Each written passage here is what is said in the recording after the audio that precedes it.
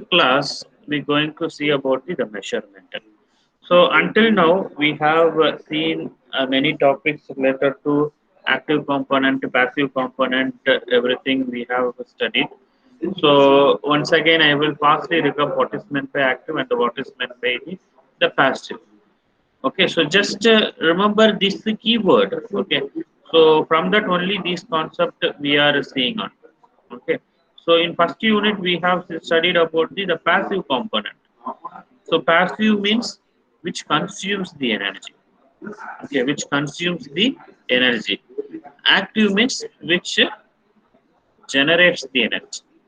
Okay, so generating means active component, consumes means passive component. So in unit one and the unit one only. In unit one and sorry, unit two also we have fully study about the passive component. Okay, and in unit three, actually maybe numbering may be different. Unit three will be starts from the two cavity clustron. Okay, maybe in Google Classroom I have mentioned like unit one. That is unit one is for your internal one. That is the indication. Don't get confused there. Anyway, I will sort out that also. Okay, so unit one and unit two, and unit three and unit four, I think. Okay, unit four. So two more parts are pending for the third assessment. Okay, so I will make a change uh, in the Google Classroom. Okay, in Google Classroom, I have mentioned like for active component like unit 2 and unit 3, for passive component as unit 1. Okay, for passive component itself, two parts we have studied. Okay, so this we have completed in your first assessment. Okay, so this part you going to see in the second assessment. Okay, that active component we have come up with many devices like a klystron, like a two cavity klystron amplifier and oscillator.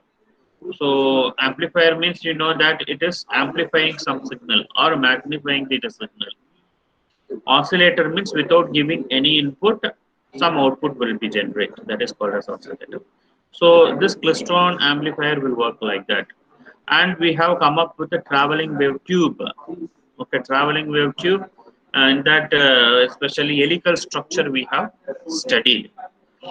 And followed by that, we have come up with many diodes. Okay, many diodes we have studied, and that like gun diode, IMPA diode, Barrett diode, Trapper diode, like that, different diodes. Okay, diodes means it is a switching device which generates something. Okay, so now we have awareness about the passive component and active component. The next level is that we have to test it. Okay, we have to test it and we have to calibrate whether the device is properly working or not.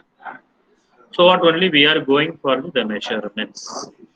So as per the communication says, okay, so the basic formula, maybe in physics you may hear like this formula. I will write it here at the top. Lambda is equal to C by M. So can anyone tell what is lambda, what is C, what is M? So this is the general communication formula. I'm not going to make tough for you. Okay, just says what is the representation for the wavelength C and then F, and how this relation comes, and what is the need. Can anyone tell quickly?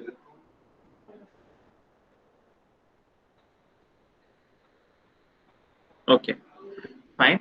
So this is one of the that is basically the communication engineers will design any of the communication device with the help of this formula.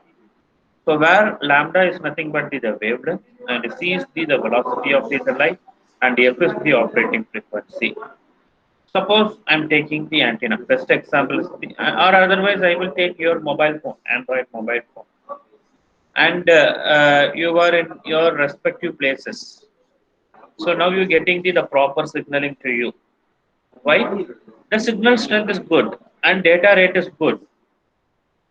So it is easily connect with your nearby base stations, that is your tower, and linked with the nearby towers, and it linked to the concern. So I am delivering the lecture to you. So you are getting my lecture immediately. Even some small delay may be there in each one's terminal devices, but that is not a issue. But the thing is that content everyone delivering. Okay, so the formula behind that is formula. So how long it is going, that is called as the wavelength. Okay, and how much fast it is going is based on the velocity of light. C. So the value of velocity of light is 3 into 10 to the power 8 meter per second. So that is the velocity. Okay. So at that rate it will goes. Maybe the operating frequency of each entity device may be changed. So some use your Android mobile for this class.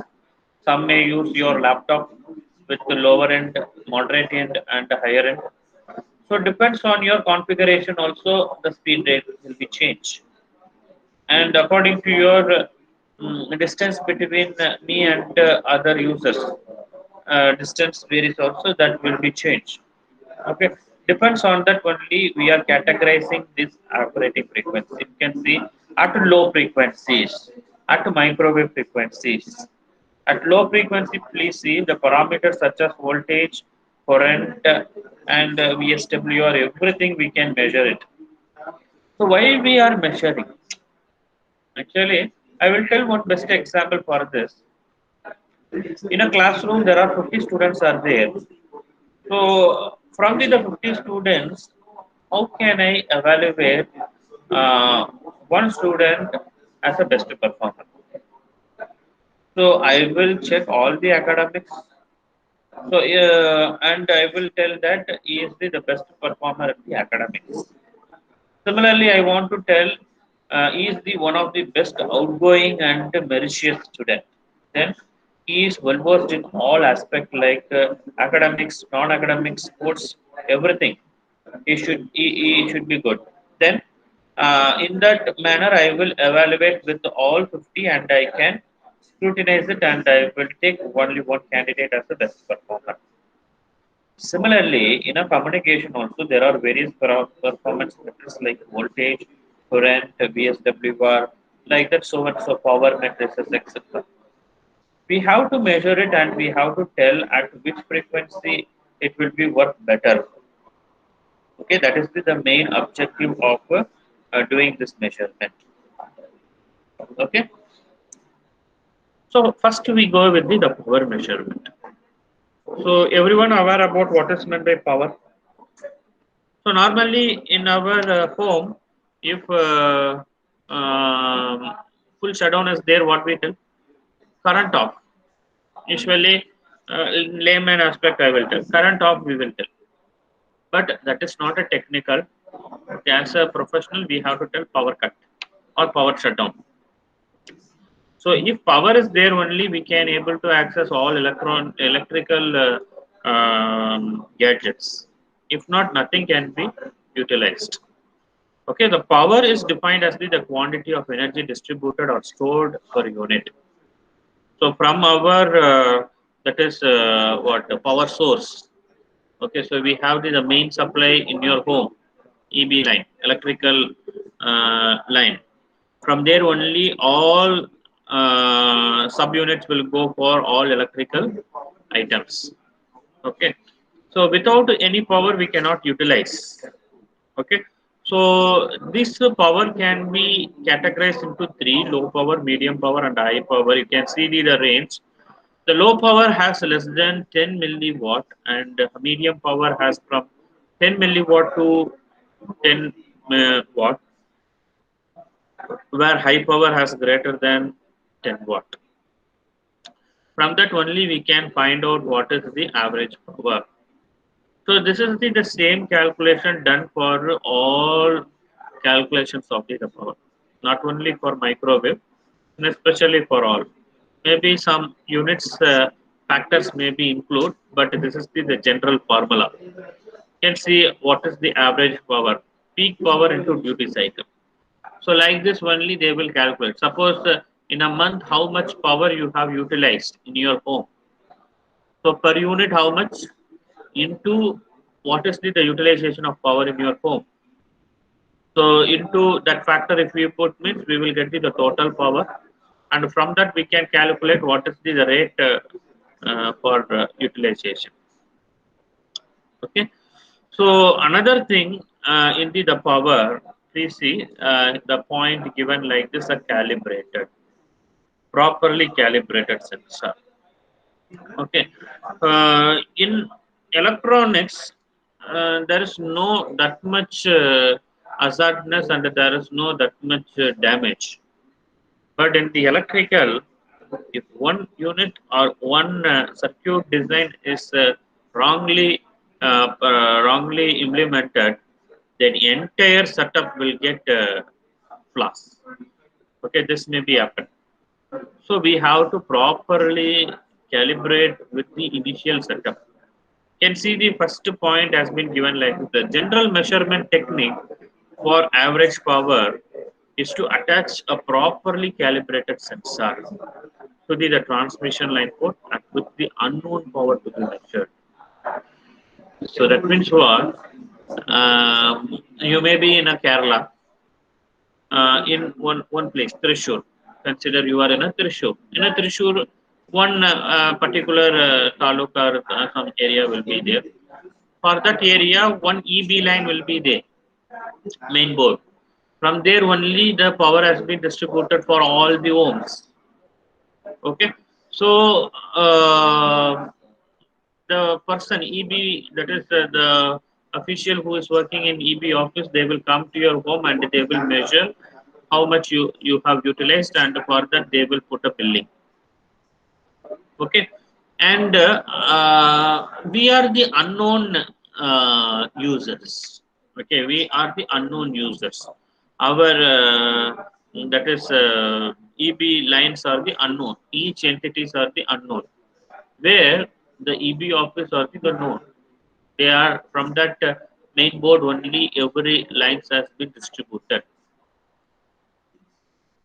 So the thing is that based on our utilization, it has been measured, and that box itself, that machine itself shows the how much unit we have utilized.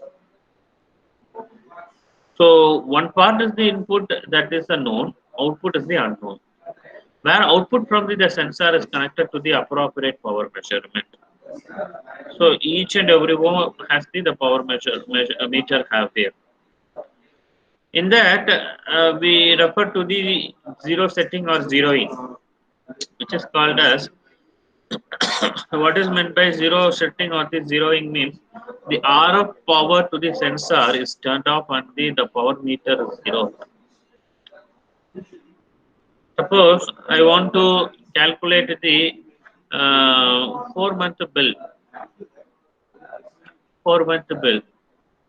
Sometime due to some fluctuation, some drop unit will be there, that also added with your device.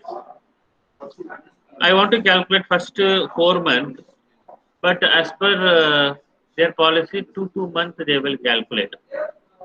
How they will calculate means first 2 months how to calculate means first they will select the period, how much they want. It will show the measurement. The remaining value also show with the continuous value, but they will zeroing it off, reset it off, and they will calculate the remaining. Like in first half, some 200 units are being used. Another 2 months we have used 250. So totally 450 units has been utilized. So like that they will segregate as per their month. Okay. So this is basically do in the power measurement. So for this, some sensor nodes will be there for to find the sensors. Okay, some devices like Shockley diode detector, bolometer, thermocoupler, These things we will study in the upcoming PPTs. So these are the some sensors, sensor device which is easy to measure the power. And this device whose temperature change with applied power like a calorimeter. Okay, so in devices itself, please see for power measurement by using sensor, there is a two different category. One is based on the resistance change. Okay, so one is based on the resistance change with the applied power. Another device with respect to the temperature change with the applied power. So for the two different category of devices are there. Okay, so please see the first one is for the low power measurement and second one is for the high power measurement. Let me go with the power measurement with the Shockley barrier diode. Shockley barrier diode, as the construction like this, can see two resistors are there and followed by one diode and a capacitor is there. This setup is called as the Shockley barrier diode. It is used by the square law detector. It is one of the that is what this is one of the postulate used to find the how much the power can be seen. So whose output is directly proportional to the input power. That is, I can put like this: P naught is directly proportional to Pi. So according to the input power, output power has been increased. So these are able to detect the measured power as low as minus 70 dB at the frequency of 18 gigahertz. The RF input signal is applied to R1. Okay, please see R1 is applied and it passes through the R2 and it passes through the R2. The diode detects the input power and convert into heat energy. So this will detect the input power. This is your diode and it will generate as the heat energy. Okay, and the corresponding temperature rise to provide the change in electrical parameter, which output current in the low frequency circuitry. So the outcome of the circuitry utilized for the low frequency circuits. So that is the basic mechanism of the Shortly barrier diode detector. Okay, this is one method. Okay, and you can see the next method called the calorimetric meter method used for the high power device. You see, the previous one is for the low frequency. This one, the Shortly diode is for the low frequency, where calorimetric method. Okay, calorimetric method is for the high power measurement, which involves conversion of microwave energy into the heat. So this is the setup. You can see the flow meter is there, and then some outlet devices are there, which is connected to the pump. And inside here only you can see the water input at the lower level, water out at the lower level. Can imagine that in our home, the tank unit and the water unit from the ground level. So how it goes? From ground level, we are pumping, and once we put the motor, switch on the motor, the water will goes inside and it will be stored in the upper tank. The same working principle has been there for the calorimetric method. So this method is utilized to measure the power. So this method has the two different heating methods. One is the direct heating method and another one is indirect heating method. The direct heating method is the rate of production of heat is measured by observing the rise in temperature of dissipating the medium. Where indirect is the method is transferred to another medium before measurement. So the direct meat is heating is nothing but what which we are heating to the device to get the operations go in a quicker manner. Where indirect is nothing but due to the operation, the Ohmic loss at the surface some heat energy has been goes on. In both the method, the static calorimeter and the circular calorimeter are used. That is inside the wall of the device.